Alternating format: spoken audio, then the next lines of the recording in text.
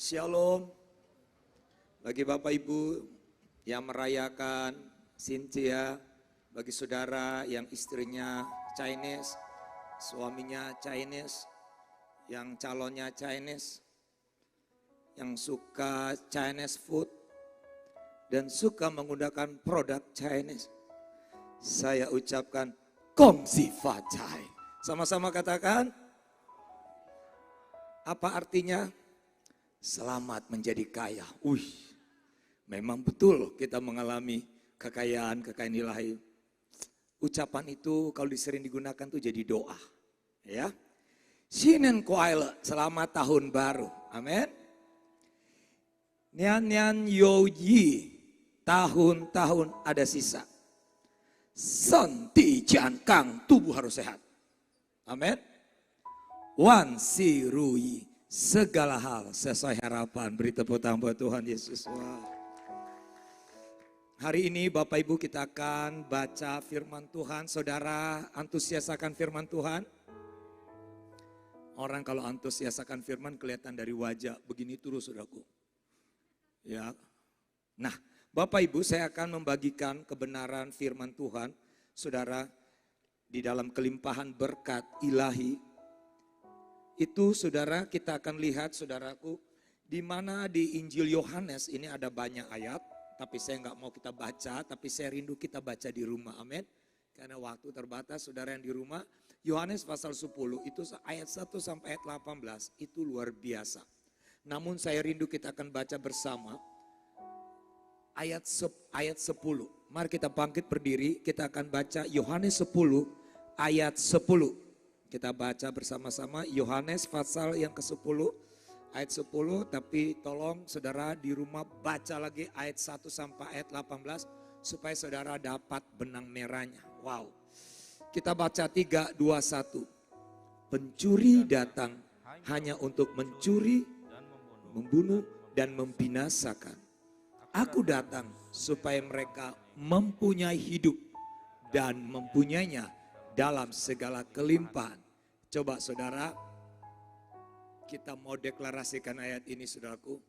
Pada waktu pencuri, saudara ngomong agak tegas. Pencuri datang, mukanya gitu. Pencuri datang. Pada waktu ayat aku datang, jangan begitu. Aku datang, karena Tuhan kan begitu, amin. Jadi waktu bilang pencuri, jangan tuju sebelah kiri. Di kiri bukan pencuri.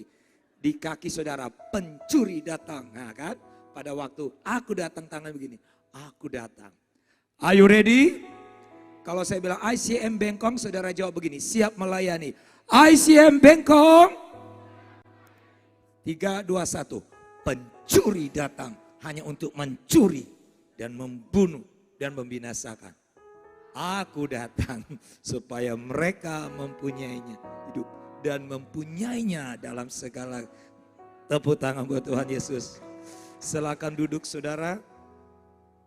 Bapak Ibu, dari ayat 1 sampai ayat yang ke-18, ini bicara Tuhan, gembala Israel yang baik. Dan ada gembala-gembala yang tidak baik, yaitu gembala upahan. Dan mereka menyesatkan ada begitu banyak domba-domba. Nah ini merupakan nubuatan yang sudah disampaikan oleh Nabi Yehezkiel dalam pasal 34 ayat 1 sampai 31. Dan Yeremia 23 ayat 1 sampai 4. Dan Zakaria pasal 11 ayat 4 sampai 17. Kalau Bapak Ibu mau belajar firman Tuhan, saudara pulang ke rumah baca lagi. Saya khotbah ini ketiga kali ayat ini. Pertama di SBP, kemarin di Simol, ini di sini lagi. Tapi bingung saya kok selalu ada yang baru. Firman itu kalau dibaca lagi hanya sekali, itu belum ada apa-apa. Baca 2 kali, kepingin mau tahu. Baca ketiga kali, mulai tergila-gila. Baca keempat kali, kebenaran itu memerdekakan kita. Kalau kita cuma baca 1 kali, iblis curi. Karena ditabur di tanah, di pinggiran jalan. Nah kita lihat, apa yang dinubuatkan saudaraku, Yehezkiel, Yeremia, Zakaria. Yesus sekarang berkata kepada orang Israel, hai bangsa Israel, kamu sudah mendengar bahwa ada gembala upahan, Mereka hanya mencari keuntungan dari domba. Mereka kuliti domba itu, mereka hanya ambil bulunya. Mereka biarkan. Orang Israel itu diartikan seperti domba-domba. Kandang itu bicara Israelnya. Ada di luar kandang, tapi Yesus berkata, yang di luar kandang yang bukan dombaku, aku akan tuntun mereka dan aku bawa mereka. Berarti apa saudaraku? Yesus tidak memandang bulu. Dia tidak lihat seperti wanita Venesia, Vero Venesia. Ya Tuhan kan jatuh dari remah-remah Tuhan. Wanita itu disamakan dengan anjing. Tapi Yesus berkata, besarlah imanmu. Ini wanita bukan orang Israel, berarti apa? Inilah di luar kandang, tapi Tuhan tetap melayani. Nah Bapak Ibu yang dikasih oleh Tuhan, seorang pembaptis namanya Yohanes. Dia berkata begini, pada keesokan harinya Yohanes melihat Yesus datang kepadanya dan ia berkata, lihatlah, ini pengakuan Yohanes Pembaptis. Lihatlah anak domba Allah yang menghapus dosa. Apa yang dinubuatkan oleh Zakaria, Yeremia dan Yehezkiel. Yohanes ada pada waktu itu. Karena kelahiran Yohanes dengan Yesus itu beda bulan. Ketika Elizabeth 6 bulan saudaraku, maka saudaraku Maria baru mengandung. Jadi duluannya Yohanes. Tapi saudaraku Yohanes berkata, dialah yang kumaksud. Ketika aku katakan kemudian daripadaku akan datang seorang yang telah mendahului aku. Wow. Padahal di duluan lahir Yohanes.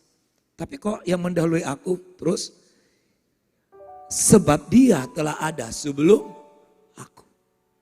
Jadi Yohanes Pembaptis sebelum Yesus nongol itu kan Yohanes Pembaptis. Melakukan baptisan pertobatan di mana-mana. Dan Yesus saudaraku dia mengalami sekolah ada 4 level. Migra, Misna, Talmud dan Madrasah. Itulah dia menjadi rabi. Dia melewati namanya midras atau madrasah kalau kita muslim bilang madrasah itu sama pemahaman semitik. Saudara, jadi waktu Yesus tampil mau hendak dibaptis oleh Yohanes Pembaptis. Maka Yohanes Pembaptis lihat dan dia berkata, lihatlah anak domba Allah yang menghapus dosa dunia. Nah dengan hal itu saudaraku, Yesus katakan kepada orang Israel dengan mantap, apa yang dinubuatkan oleh nabimu, oleh nenek moyangmu, Zakaria, Yeremia, Yehezkiel, dia dengan mantap berkata, kita baca 3, 2, 1. Akulah gembala yang baik. Gembala yang baik memberikan nyawanya bagi domba-dombanya. Jadi Yesus berkata kepada orang Israel, ada penyesat-penyesatan di situ. Ada gembala upahan, gembala hanya mencari keuntungan. Dan Yesus berkata itu sudah dinubuatkan oleh nabi-nabi kalian, Yehezkiel, Yeremia, dan Zakaria, dan Yesus dengan mantap berdiri dan dia berkata, akulah ego emi, akulah gembala, akulah. Wow. Jadi Yesus dengan mantap, dia berkata apa yang disampaikan oleh nabi-nabimu, akulah yang disampaikan itu.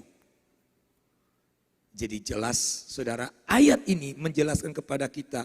Kenapa? Karena orang Israel ketika jatuh dalam dosa sejak Adam, mereka terjadi saudaraku bangsa pilihan, tapi mereka jatuh bangun di dalam dosa.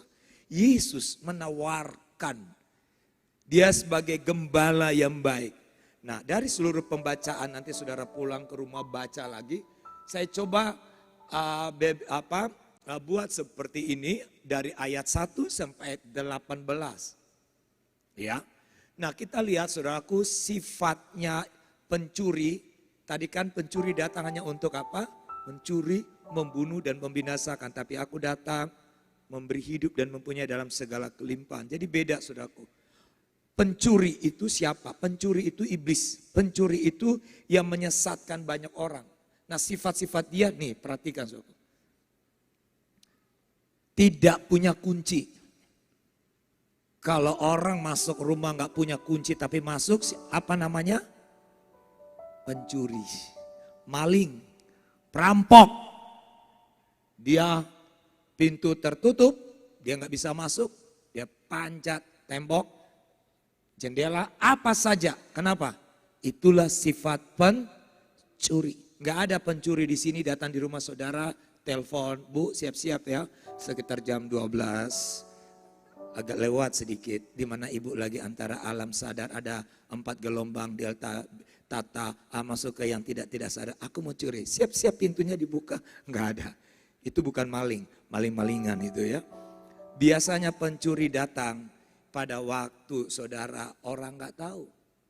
Karena pencuri nggak punya kunci. Tapi Yesus apa? Akulah pintu. Nanti lihat kita baca ayat 7 silakan. Ayat 7 dan ayat 9. Saya minta Mbak Tuan Ananto. Ayat 7, maka kata Yesus sekali lagi, Aku berkata kepadamu, sesungguhnya akulah pintu ke domba-domba itu. Wow. Terus? Ayat 9, Ayat 9. Akulah pintu, barang siapa masuk melalui aku, ia akan selamat dan ia akan masuk dan keluar dan menemukan padang rumput. Wow. Lihat saudara, ada 2 ayat di dalam pasal 10, ayat 7, akulah pintu ke domba-domba. Siapa domba, saudaraku?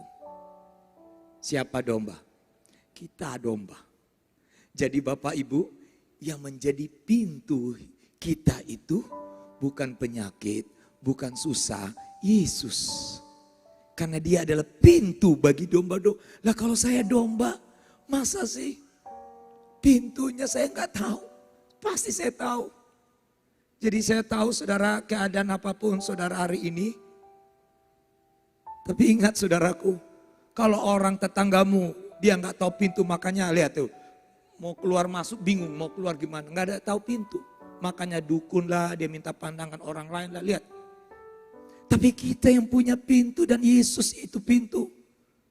Kuasailah dirimu, jadilah tenang. Jangan naif, jangan reaktif. Pak Roy mati, Pak saya, Pak bisnis kami koles, Pak, belum mati masih bisa ngomong. Kita punya pintu. Yesus itu adalah pintu bagi domba-domba. Siapa domba itu? Kita. Amin. Lalu ayat 9 tadi, pintu katanya saudaraku untuk sebagai masuk kita diselamatkan. Jangan tinggalkan Yesus karena engkau mau menikah. Jangan tinggalkan Yesus karena engkau diberi posisi di jabatan-jabatan tertentu. Jangan tinggalkan Yesus karena engkau tergiur dengan hal-hal uang. Karena yang menyelamatkan kita, firman Tuhan berkata di bawah kolong langit ini, tidak ada nama lain, hanya Yesus. Beri tepuk tangan buat Tuhan Yesus. Dia adalah pintu, berarti apa? Katakan akses, 1, 2, 3. Kita punya akses masuk ke surga. Yohanes 14 ayat 6, akulah jalan, kebenaran dan hidup, tidak seorang pun sampai kepada Bapa kalau tidak melalui aku. Jadi kita punya akses. Saya tidak percaya Anda kena hipnotis. Saya tidak percaya Anda kebingungan. Ingat, kita punya pintu-pintu itu Yesus, kita punya akses. Kita bisa masuk, kita bisa, Tuhan apa yang Kau mau. Amin Bapak Ibu. Saudara percaya firman yang akan terjadi buat saudara? Ya. Nah, saya tahan di sini ya. Pintu itu punya 4 simbol. Pertama, pintu tertutup. Apa maksud pintu tertutup? Ya seperti saudara pintu ruang pembicara tertutup. Artinya pemahaman pertama itu menyembunyikan. Sesuatu yang tersembunyi tidak akan dipamerkan, diperlihatkan. Pasti disimpan, ditutupi. Saudara punya diamond, ada dekat perumahan saya, bukan diamond sesungguhnya. Enggak ada saudara pamer di depan. Kalau bisa ada petty cash, ada brankas, simpan sedemikian rupa karena ada hal yang disembunyikan. Saudara tidak tahu bagaimana mau mengelola sesuatu seperti buta tersembunyi, tapi Anda diberi akses, Anda diberi kunci. Kalau iblis, sibolis, mukui, dia nggak punya kunci. Tapi kita anak Tuhan diberi kunci, kata Tuhan kepada Petrus, kuberikan kunci untuk membuka, menutup. Hal yang tersembunyi bisa kita lihat apa yang tersembunyi karena kita punya kunci. Yang kedua, pintu tertutup artinya memisahkan. Lihat, kalau saudara ada dalam satu ruangan, tiba-tiba tidak boleh masuk, ini pintu tertutup karena ada meeting dewan direksi atau apa saja, ada yang memisahkan. Bapak Ibu kita sudah dipisahkan dari dunia, katakan amin. Dulu mabuk sekarang tidak ada proyeksi kesikit karena Imlek ditawarkan teman Pak. Tadinya saya bilang, Tuhan godaan ini tetap kuat. Satu kali lihat, dah. Kedua kali lagi, ya aduh Tuhan memang cobaan ini terlalu kuat. Tapi di situ terus cobaannya. Kalau yang benar lari dari situ. Ya banci lu, biarin banci. Betul apa benar? Firman Tuhan berkata apa? Janganlah kamu serupa dengan kita. Pintu artinya sudah, masa kita ke dukun lagi. Pasang nomor-nomor lagi. Pakai doa lah, Tuhan nomor apa yang keluar hari ini? 3, 4, 5, kok perlu tahu? Pengalaman layani orang, saya enggak. Dari dulu saya enggak tahu judi, saudara. Ya puji Tuhan lah ya, orang tua didik enggak pernah judi, jadi ya puji Tuhan. Tapi maksud saya, sudah terpisah kita, amin. Oke, pintu itu juga seperti apa? Jalan masuk. Coba Anda masuk gereja dari pintu depan kan, ada juga belakang kan. Enggak mungkin masuk lewat panjat apa, harus pintu. Jalan masuk, waduh. Ada lagu dulu, ku masuk ruang Maha Kudus. Kita menikmati karena Tuhan memberi akses untuk saya bisa mengalami darah Yesus itu. Nikmati penyembahan tidak dibatasi oleh roh agamawi apapun. Pintu adalah akses. Pintu berbicara apa? Peluang. Peluang apa? Untuk memberitakan Injil. Mari kita baca Wahyu pasal 3 ayat 20 saudaraku. Wahyu 3 ayat 20. Wahyu 3 ayat 20. Lihat, aku berdiri di muka pintu dan mengetok. Jikalau ada orang yang mendengar suaraku dan membukakan pintu, aku akan masuk mendapatkannya dan aku makan bersama-sama dengan dia dan ia bersama-sama dengan aku.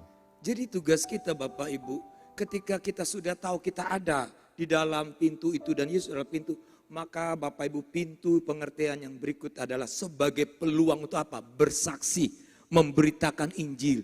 Dari 10 orang saya percaya 1 orang, 2 orang yang membuka apa? Hatinya, pintu hatinya sehingga lihat Yesus masuk lewat hidup kita.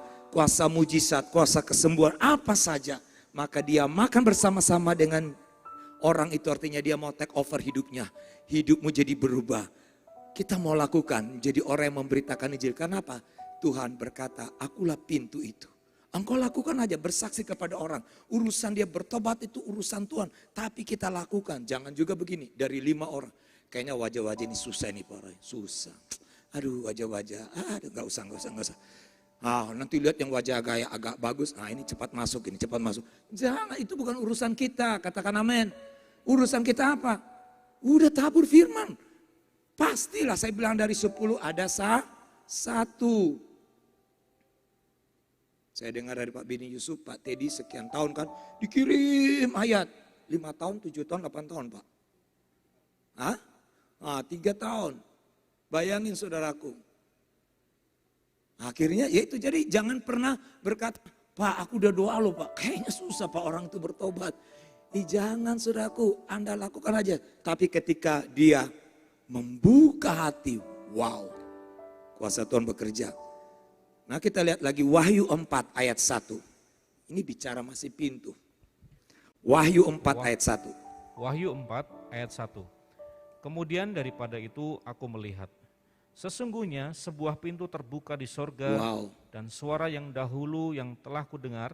Nah stop dulu. Lihat saudara, siapa yang berkata ini? Kemudian daripada itu aku melihat, siapa ini? Nah yang nulis tadi ini, yang kita baca, murid Yesus. Dia bilang apa? Suara yang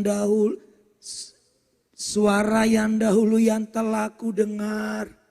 Kok dia tahu suara itu? Aku kalau jalan dengar Pak Tony, kayaknya aku tahu ini suara Pak Tony ini. Enggak usah lihat rambutnya pirang, dengar suaranya udah tahu. Kenapa? Karena ada hubungan.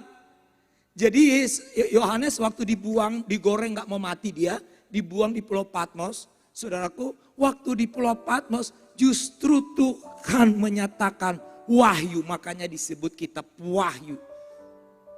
Atau kitab teka-teki, suatu pewahyuan yang akan terjadi atau sementara terjadi. Rasul Yohanes bilang begini, suara yang dahulu yang telah ku dengar. Suara ini aku tahu, ini Yesus yang bersama dengan aku 3,5 tahun. Terus dia berkata apa? Berkata kepadaku seperti bunyi sangkakala, Katanya, naiklah kemari dan aku akan menunjukkan kepadamu apa yang harus terjadi yes. sesudah ini.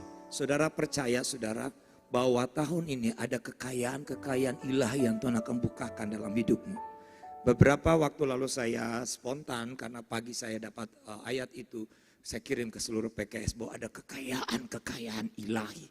Lihat saudaraku, lihat. Naiklah, aku akan menunjukkan kepadamu apa yang harus terjadi.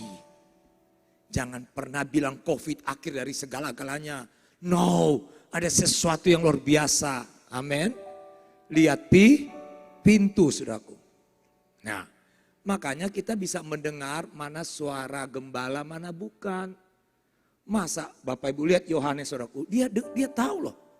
Ih, suara ini aku dengar, aku tahu.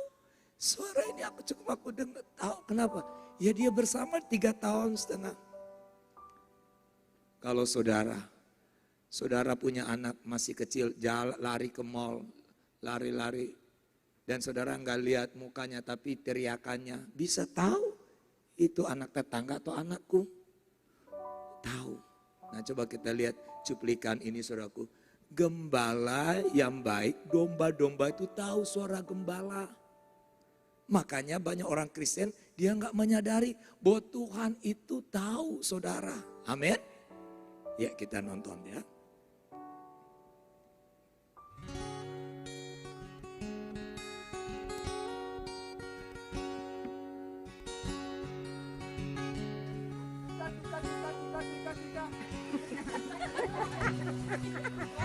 One more time. Oh, one is.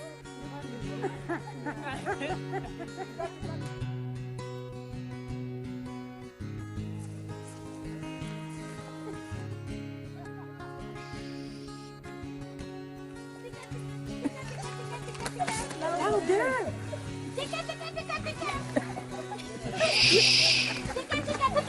Domba tahu mana suara Bapak rohaninya, gembalanya.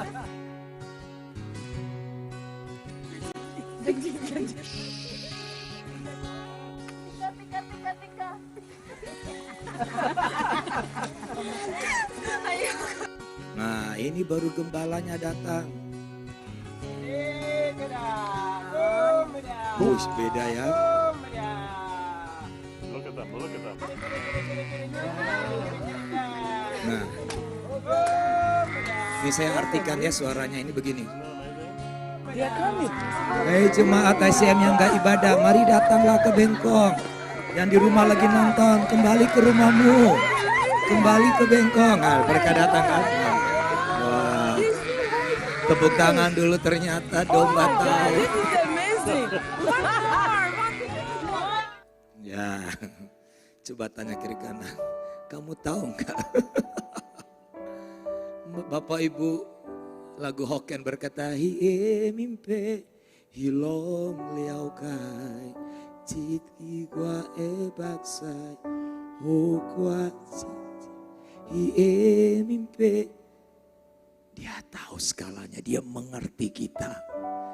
Wah, dia dengar suara dombanya di Bengkong, di mana lagi Batam Center, di Jodoh, di mana dia dengar domba suaranya. Makanya kalau dia panggil, ayo Komsel, domba-domba ikut. Ayo pemuritan, jangan malah. Aku lagi ini Pak, kurang enak badan Pak. Ya maaf ya tersinggung karena kan kita sudah kongsi fasa. Ya, pencuri mengambil domba untuk disesatkan, ajaran palsu. Banyak orang Kristen suka menjadikan hamba Tuhan itu dukun-dukun rohani. Kalau bukan Bapak yang doa, harus Bapak yang PKS sana kurang, harus Bapak. Kita sudah mengkultuskan. Hati-hati loh Bapak Ibu. Kita jadi orang ini harus mengerti, saya jujur ya, jangan andalkan saya Bapak Ibu. Saya berdoa supaya jemaat itu bertumbuh dewasa, ketemu firman, bukan ketemu Roy Untu. Ketemu firman saudaraku, kekayaan Tuhan bukakan, hikmat Tuhan, hikmat Tuhan. Wah kita suka, cari hamba Tuhan yang ini. Pak, aku minta nubuatan Pak, ada suara Tuhan apa buat saya? Karena selama ini tidak ada suara gembala yang aku dengar. Itu domba siapa itu? Kita tersesat dengan ajaran-ajaran palsu. Doa yang rada aneh-aneh. Ya, saudara, karena kita ini latar belakang animisme orang Indonesia, jadi kalau memang seorang pemimpin yang tidak agak horor sedikit itu kurang dikagumi. Ya agak horor sedikit. Yang lucunya kita itu paling taat. Dengar ya, hanya kamu yang saya muridkan, orang lain jangan kamu dengar. Hanya saya, spirit of control. Itu bukan dari Tuhan. Saya pernah ada jemaat, saya juga sedih. Saya tanya, karena ada satu PKS hubungi dia. Aku bilang tunggu, aku tanya Bapak rohaniku. Sesudah dia tanya, lalu saya tanya, lalu apa jawaban Bapak rohani? Bapak, jangan dengar. Gak boleh karena hanya aku Bapak rohani. Yang lain bapak-bapakan. Please, Anda boleh cerita saya Bapak rohani, tapi dengar dong. Ada yang lain, tapi kalau itu firman Tuhan. Jadi jangan saudara spirit control. Hanya kamu yang saya muridkan. Kamu harus dengar saya. Ngeri. Ya jangan menyesatkan dan jangan juga pakai ancaman. Kalau kamu gak doa, lihat hidupmu gak diberkati. Janganlah Bapak Ibu, Tuhan gak pernah begitu. Ya, domba-domba mengenal suara, sudah tadi kan. Akulah gembala yang baik tadi, lalu membutakan bata batin orang percaya. Waduh, tapi lihat Yesus sifatnya. Dia dengar suara. Jadi waktu saudara doa, bukan doamu tidak dijawab, tidak. Pencuri hanya mengambil sesuatu yang bernilai berharga. Contoh, Pak Roy, saya nggak berharga Pak di mata suami. Pak, apalah arti Pak saya nggak dihormati depan istri Pak. Pak, apalah artinya Pak saya nggak di ini. Iblis ambil yang gitu. Saya sudah katakan, sekalipun istrimu tidak menghargai engkau sudah lakukan banyak hal. Engkau sudah berharga di mata Tuhan. Justru engkau berupaya untuk menghargai istrimu. Beda Bapak Ibu. Tapi Tuhan lihat saudaraku, dia memberi hidup dalam kelimpahan. Sifat iblis membunuh, dia ambil damai sejahtera. Ada orang suka berkata, Pak Roy aku istirahat dulu pelayanan, aku gak damai sejahtera. Itu bukan dari Tuhan walaupun Anda membahasakan Tuhan. Saya setuju kalau Anda kerja terlalu gila cari uang, tiba-tiba Anda berkata, Pak Roy aku gak damai sejahtera. Padahal cuannya banyak di situ. Keluarga korban, waktu istri gak ada, anak pun tak pernah dengar. Nah itu saya suka. Itu betul juga. Kan Anda mau berhala itu kan bukan patung yang disembah, mindset. Mana lebih berharga? Cari uang atau waktu apa? Nah itu aja kita bisa lihat di situ. Ada orang olahraga, berhalanya. Ya, sekarang saya lihat karena kondisi pandemik udah ini, saya kemarin lari agak sepi-sepi jalan. Dulu ramenya minta ampun dari Ocarina tuh, saya suka lari sampai ke Glail sampai Edukids. Rame di bahu jalan tuh. Sekarang sepi. Kenapa? Ya itulah kan hobi. Hobi itu ikut rame, lagi tren. Kalau pemain ya nggak peduli dia apa, ya udah karena udah habits. Tapi saya juga mau bilang jangan juga saudaraku lari terlalu berlebihan lah. Umur udah gocap, lari 8 jam. Keseleo kaki, Tuhan cobaan apa lagi saya? Ini memang dicobain sendiri. Nanti doa, Tuhan biaya uang sekolah Tuhan mahal Tuhan. Sudah ada gereja buka Cahaya Bangsa, nggak mau masuk ke Cahaya Bangsa. Mikir 40 juta sekolah tertentu, 15 juta sekolah tertentu. Oh, poro di sana keren, Mandarin, ni hao, wahao, hey coy, Inggris poro. Kok Cahaya Bangsa kan, alama, mana ada itu? Ya kalau tersinggung, marilah, datanglah. Saya lah yang buat sekolah ini, masa saudara nggak dukung gembala dengar suara gembala, amin. Ide saya bangun sekolah, sudah buat sekolah, guru-guru ikut BDK, mau terserah HKBP wajib ikut SC, kesembuhan batin. Lah Anda titip di sekolah lain, maaf ya, nggak tahu lah gurunya lagi kesel dengan apa, nggak tahu. Tapi bayar per bulan 10 juta atau 5 juta juga nggak bergumul. Nanti kondisi ini, Itulah kita ya. Sekolah sudah ada ya. Tolong ya, tadi ada promosi sekolah kan? Iya, tuh ketua yayasan kita yang singer tadi. Namanya Miss Duma. Ya. Ya. Dukung. Oke, lihat. Nah, lihat, kalau pencuri itu sebagai orang asing, upahan, ya, kita melayani ini karena Tuhan, amin. Janganlah saudaraku melayani, wah ini pengusaha ini, saya harus layani dia, supaya dapat cuan. Jangan, ada 3C yang kebiasaan kita orang CNS, cuan, cengli, cincai. Sisa pilih yang mana, coret yang tidak perlu. Pak Roy, wah harus cuan lah Pak Roy, wah dapat apa melayani, bawa kantau. Tapi wah cokang pasti ada kantor. Tapi ada gak jemaat yang bisa cuan supaya aku punya proposal bisa diterima? Itu hamba Tuhan upahan. Berkat itu bukan dari mereka, dari itu Tuhan. Saya layani anak rohani. Dari kerja dengan orang, lalu saya kasih visi sama dia ketika saya tanya gajimu berapa per bulan, 250 juta. Saya bilang karena ini perusahaan asing. Kamu sudah menguasai marketing, kamu sudah menguasai flow-nya, kamu udah tahu materialnya. Gimana kalau Ray tantang, kamu mulai saving dan kamu mulai bangun perusahaan sendiri. Makan gaji kamu udah cukup lama 10 tahun. Kau buat Koro itu udah waktunya harus ekspansi. Oh gitu ya Kak. Nah, ini kan warna merah dia, jadi saya tantang merah kebakar. Kalau saya tantang warna hijau, dia paling dibilang begini, doalah ya Pak Roy ya, nanti Tuhan berbicara. Bulan berikut saya tanya, nantilah ya, sampai Yesus datang di sorga aja kita selesaikan.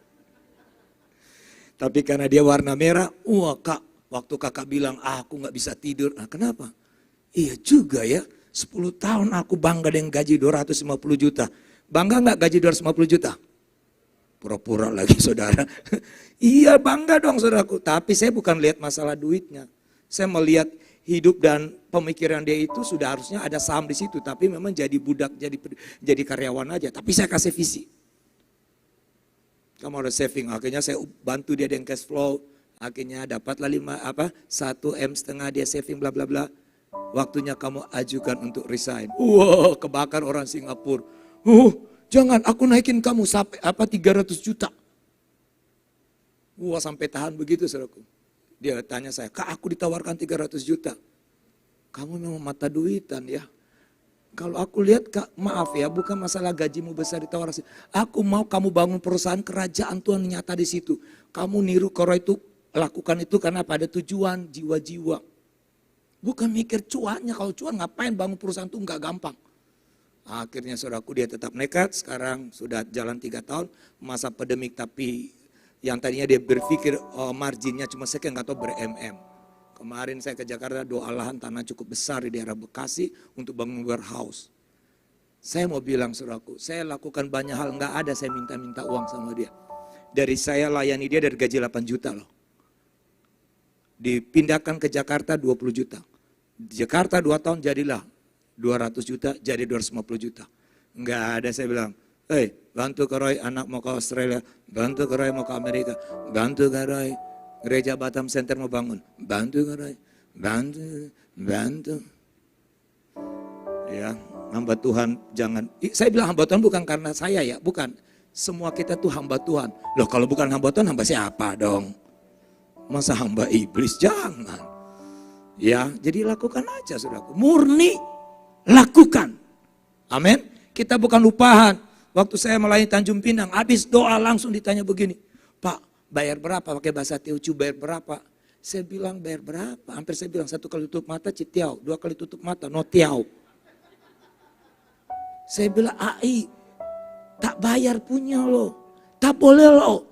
Kemarin ho paiji paisa itu tangki lo ya datang wah 500 lo, tapi wah tak bisa ini harus bayar. Kali datang terus bayar terus. Bapak doa pakai nyanyi lagi, dia nggak pakai nyanyi, malah saya pun disimbol, hap. Bapak cuma malah peluk, ya kan saya peluk dia sambil nyanyi, Cuyaso, kan nggak main kasar, main agak slow gitu. Kok mau bayar nggak bisa? Saya bilang bukan, ibu percaya Yesus saja. Tangki lo ya baru, 500 ribu. Datang lagi, 500 ribu. Puji Tuhan. Saya bilang, Ibu, nanti kalau kita gereja, Ibu harus sumbang, bangun. Kita hamba Tuhan laku. Orang mau berkati kita tidak tolak. Tapi kalau jiwa baru, nanti dia berpikir, oh gitu kalau doa pego ya. Oh doa sape ya. Satu kali tutup mata pego. 2 kali titik sape. Maksudnya 1 kali tutup mata 150. 2 kali tutup mata titik. 150 tambah 150, 300. Wih enak loh jadi pendeta, 1 kali usir setan 500.000. Lah kalau saudara dia mau berkati, saya juga puji Tuhan yang saya layani. Enggak juga minta, enggak ada angin. Saya mau ke Amerika, jumpa saya di bandara. Karoy kan transit Jakarta jumpa ya. Aku bawa istri anak-anak, udah kangen juga sama Karoy. Ngobrol-ngobrol, kasihlah di amplop. Saya enggak lihat-lihat. Saudara, kasih di amplop. Waktu transit di Qatar. Kan saya ke Atlanta waktu itu, kan mau ditanya, saya dan Pak Hendra Sevanya. Pak Hendra bilang, Pak Roy saya bawa $2.000. Dalam hati saya, dia gereja kecil bawa $2.000, saya gereja besar, saya punya uang cuma $200. Cuma saya bilang begini, kenapa Bapak 2.000? Kan katanya kan waktu masuk ada uang tunjuk, harus 2.000. Oh gitu ya. Pak Roy 2012 ke Amerika? Oh, enggak. Sekarang begitu ya. Saya pun di dalam hati saya, ya udah, dia punya 2.000, saya punya 200. Nah anak rohani saya kasih itu 500, saya nggak lihat-lihat. Nah waktu transit di Qatar, mau direct 13 jam non-stop langsung ke Atlanta, baru saya lihat, 500, banyak sekali ya. Nah waktu antri mau imigrasi, hamba Tuhan ini duluan. Saya lihat dompet dikeluarin, saya matang sudah, saya cuma 700.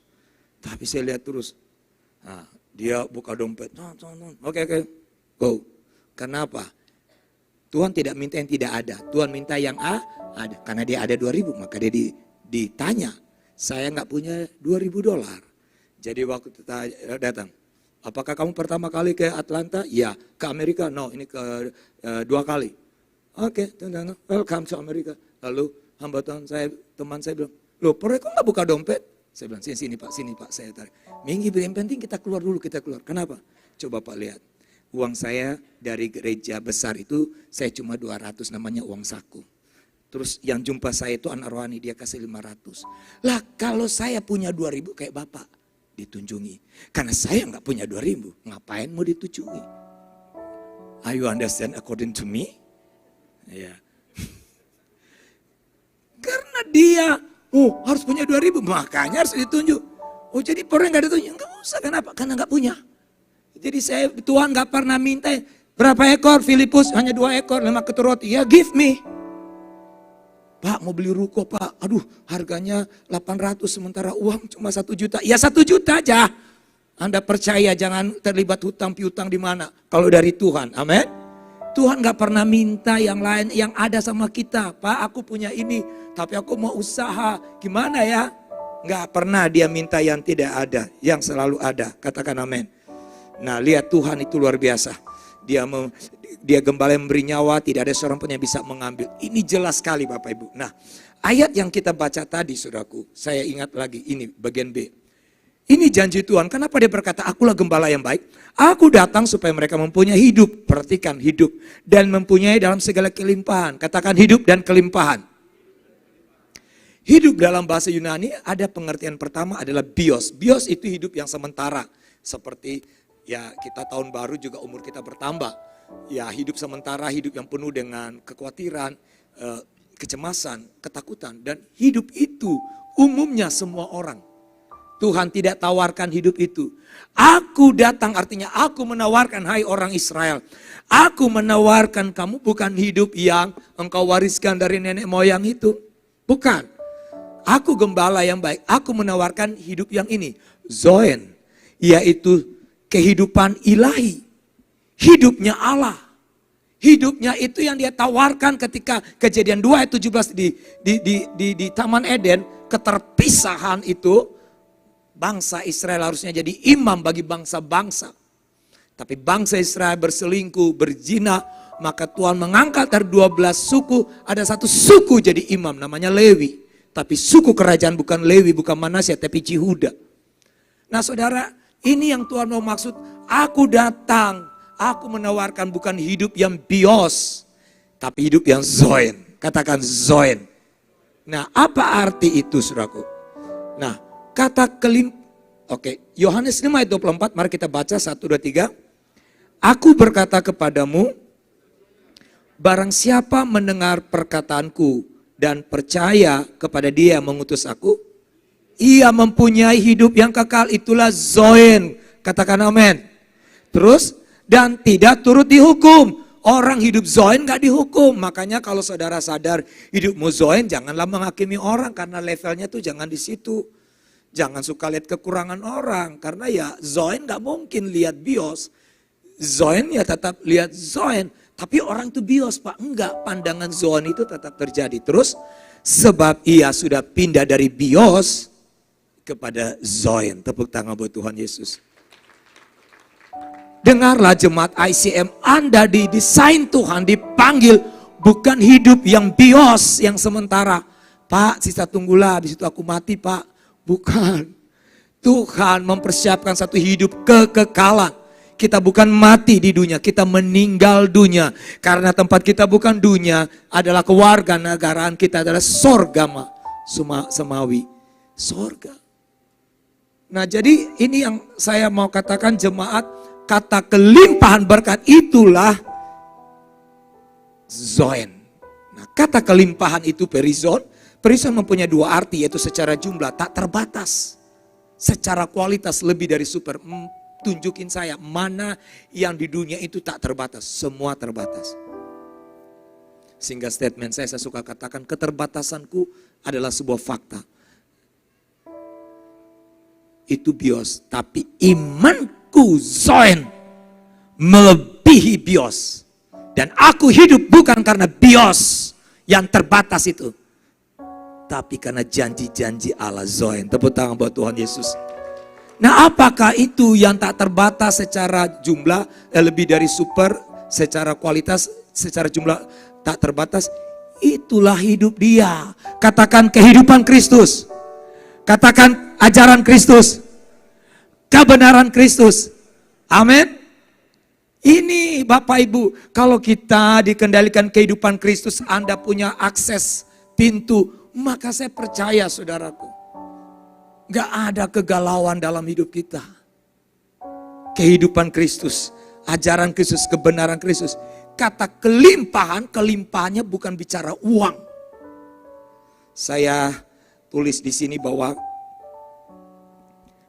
kelimpahan bukan diartikan kesenangan, kenikmatan dunia dan hal-hal yang sifat sementara. Kelimpahan itu harus dimulai dari Allah, bukan dari kekayaan. Kekayaan itu bisa digoncang dan akan habis uang kita. Tapi kalau kelimpahan dari Allah, orang gak banyak bunuh diri ketika bisnis turun. Kenapa? Kelimpahan dari Allah. Tapi kalau kelimpahan dari dunia, dari harta dunia, ketika pandemik, banyak bunuh diri. Bank tertentu yang mengalami kondisi yang pailit, pada bunuh diri. Berarti apa? Kelimpahan diandalkan di situ. Bapak Ibu, kabar baik ICM, kelimpahanmu itu dimulai dari Allah. Katakan amin. Makanya yang berlimpah itu apa? Kehidupan Kristus. Amin. Nah, Bapak Ibu, saya percaya jadi hidup dalam berkat ilahi, hidup yang mau dituntun oleh Sang Gembala. Jemaat ICM, kalau engkau mau dituntun, ada pemimpin-pemimpin rohani saudara, taat aja. Lihatlah berkat itu. Saya lihat orang yang tunduk, respek, taat. Itu diberkati Tuhan. Anak yang menghormati orang tua, anak yang menghormati pendeta, anak yang menghormati guru, lihat tuh, diberkati. Makanya saya ajar anak saya itu 3 pribadi ini jangan dilawan. Pertama orang tua, pemimpin rohani, guru. Karena mereka diberi Tuhan otoritas. Kalau kita lawan mereka, lihat. Ada banyak hal tidak adil orang tua, tapi jangan lawan mereka. Ada banyak tidak adil kami para pendeta, tapi jangan lawan mereka. Ada banyak tidak adil para guru, tapi jangan lawan mereka. Saya belajar, saya alami di fase-fase ini dan bukan enak saya harus alami. Rasanya tidak adil. Tapi ternyata ketika saya taat, iya ya, Tuhanlah yang memberkati. Amin Bapak Ibu. Lakukanlah itu di keluarga kita, di pelayanan pemuritan kita, di pekerjaan bisnis. Apa Pak Roy? Yaitu hidup Kristus. Praktisnya ini tidak bisa dilakukan kalau di khotbah hari Minggu. Harus ada dalam kelompok pemuritan. Kalau jemaat ICM hanya jadi orang asing, maka Anda tidak bisa bertumbuh Bapak Ibu. Ya, harus ada dalam komunitas pemuritan. Nah lihat dampaknya saudaraku. Dampaknya lihat. Saya tulis begini, kita akan mengalami kepenuhan Kristus. Ketika kita hidup dalam firman, ketemu firman, hidup dalam roh, aduh luar biasa. Kita akan mengalami kepenuhan iman. Masalah sakit, masalah pergumulan uang. Kalau Anda punya imannya Kristus itu mudah. Pak Roy, saya sulit mengampuni orang. Enggak, kalau kamu sadar engkau mengalami kepenuhan kasih, mudah engkau mengasihi orang. Karena yang menjadi bagian hidupmu bukan Tuhannya. Di jiwa kita, logika kita yang main. Mana bisa Pak orang yang mengkhianati keluargaku, aku harus mengampuni. Sebenarnya bisa. Kalau kita sadar hidup saya itu udah Tuhan ambil alih. Mengalami kepenuhan pengharapan. Waduh, enggak khawatir dengan segala sesuatu, percaya saudaraku. Saya tantang jemaat Tuhan, jangan pernah membuat satu pernyataan kalimat tentang meragukan Tuhan. Karena Tuhan gak pernah ragu tentang hidupmu. Amin. Pak, apakah Tuhan masih tahu saya Pak? Tahu. Pak, apakah Tuhan masih mengerti saya? Masih. Saya gak punya hak berkata bahwa Tuhan tidak pernah tolong saudara. Lalu berikut lihat, kita punya cara pandang itu berubah Bapak Ibu. Cara pandang kita berubah. Pandangan kekekalan. Nah saya juga walaupun sudah pendeta 35 tahun, saya belajar begini, 35 tahun, 20 sekian tahun. Maksud saya bertobat. Ini proses panjang juga, gak gampang saya dulu bisa punya pandangan kekekalan. Itu proses Bapak Ibu. Perubahan itu kan proses. Tapi asal kita mau dituntun aja. Jangan keluar dari covering pemuritan, jangan keluar dari otoritas gembala. Maka lihatlah saudaraku. Kalau bilang benefit, lebih banyak benefit daripada rugi kalau kita mau tunduk sama pemimpin. Kalau saudara sudah ikut ESC itu kenapa? Ngerinya kalau lawan otoritas, waduh ngeri. Ya, menjadi penyembuh bagi jiwa-jiwa. Persiapkan seluruh jemaat karena kita akan membuka pintu Tuhan bekerja lewat pintu-pintu orang yang mau buka hati. Mereka yang terikat dengan sakit penyakit disembuhkan. Makanya Bapak Ibu, Tuhan gak bisa bekerja kalau Anda tidak mau melangkah. Ingat, tugas kita mendoakan. Tugas Tuhan menyembuhkan. Tugas orang sakit sembuh. Tugas kita konseling pemulihan. Tugas Tuhan yang memulihkan dia. Tugas orang itu pulih, bebas. Amin. Saudara lihat, kalau saudara gak sadar kita ini penyembuh. Zoen itu bukan dinikmati untuk pemulihan pernikahanmu. Tidak. Malah saya ketawa kalau orang terlalu banggakan keluarganya. Keluarga kami baik. Saya tanya berapa murid keluarga yang sudah dipulihkan. Itu ukuran saya. Baik, Anda belum tentu di hadapan Tuhan. Hidup kita bukan untuk memperkaya bisnis. Anda mementor pengusaha-pengusaha yang kelas teri supaya jadi selevel yang kelas paus seperti Anda. Mementor bukan masalah cuma kelola uang. Ajar dia bahwa kunci berkat Tuhan. Temukan rahasia firman. Tugas saya hamba Tuhan, saya harus memuridkan orang mengalami kepenuhan, mengalami banyak hal. Jadi saudara, kita ini menjadi bapa rohani bagi anak-anak rohani. Nah, di tahun ini kami akan lebih fokus kepada fokus pelayanan ICM di Bengkung, yaitu rumah pemuritan. Untuk menerapkan fokus tahun ICM semua, yaitu tahun kelimpahan berkat ilahi. Kita nggak bisa mengalami berkat ilahi secara kita belajar kalau nggak ada dalam rumah pemuritan. Bagaimana anak kita mau didik kalau dia liar? Cuma nongol waktu makan, habis makan berlari lagi. Maaf, bukan berarti saudara cuma jadi orang Kristen hari Minggu. Itu nggak bisa kita membuat kita bertumbuh lebih, saudaraku. Karena saya lihat apa, iblis mencuri firman yang cuma sekadar tabur di pinggiran jalan. Kita bangkit berdiri, saudara, kita baca ayat ini, saudaraku. Kita bangkit berdiri, kita baca ayat ini. 1, 2, 3. Sekiranya engkau memperhatikan perintah-perintahku, maka damai sejahteramu akan seperti sungai yang tidak pernah kering. Amin. Dan kebahagiaanmu akan terus berlimpah seperti gelombang-gelombang laut yang tidak pernah berhenti, tidak akan pernah berhenti. Kebahagiaan, damai sejahtera. Itu sebabnya bagi saya lucu kalau ada orang gereja ICM, Pak, aku nggak ada damai sejahtera, Pak. Tuh ayat ini bilang seperti sungai yang tidak pernah kering. Pak, keluargaku nggak bahagia. Oh, ayat ini bilang apa? Seperti gelombang-gelombang yang tidak pernah berhenti. Berkat jasmani mengikuti kita. Kalau kita menangkap berkat rohani, nggak usah bahas tentang keuangan, nggak usah bahas tentang Tuhan mempromosi saudara, itu akan mengikuti kita. Ada satu lagu saudaraku lama berkata, Engkaulah gembala yang baik. Beri tepuk tangan buat Tuhan Yesus.